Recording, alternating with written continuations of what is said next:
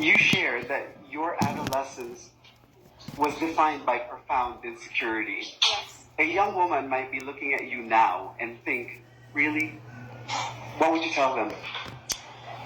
I would tell them, our adolescence is our very formative years. I myself had a bit of a glow up, so I think that's part of the reason why people have a hard time believing that I was so shy and insecure.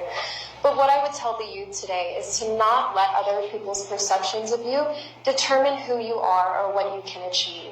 Because really that comes from your inner power. And it took me a really long time and a really long journey to be able to figure that out. I had a lot of hardships throughout my 20s. I even almost lost my life in the hospital in 2021 due to life-threatening complications of my condition. And that was when I had a wake-up call, and I realized that life is too short not to pursue your dreams and to let your perception of yourself be determined by other people. And so that's when I found my strength. That's when I found my power. Thank you. And to those who want to have a glow up like her, you can go to Icon Clinic or Villa Medica. Yes, that's right. That's what I do. In 2020, you said you were diagnosed with von Willebrand's disease. Yes. What is that, and how did you survive, and how are you now? So it is a rare blood disorder. Basically, I'm missing the gene in my body that is supposed to clot my blood. And I had a situation in 2021 where I was bleeding profusely for 18 days, and the doctors couldn't figure out how to stop it. They gave me certain medications too that gave me anaphylaxis, and I almost lost my life.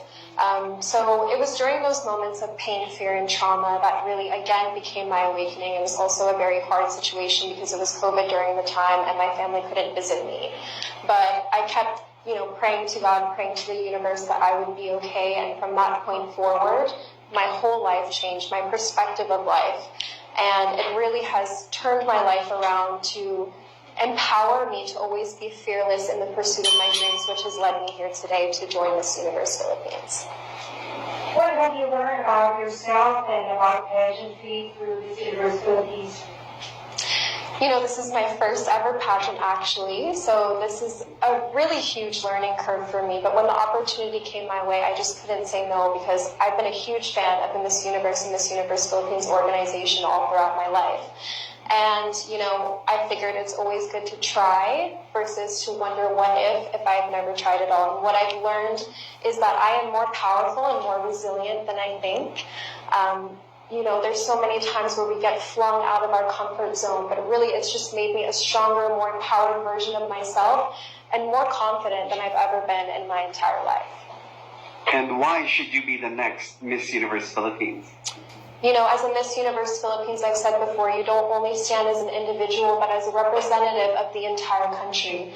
And although, us as a country, we're looking for leaders with resiliency, authenticity, someone who is a good spokesperson.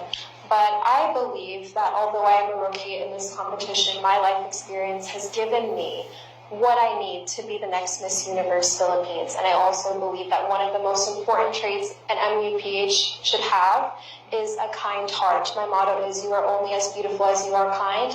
And when you lead with compassion and your heart in every step that you take, the country can know that every decision is coming from a good place. Thank you.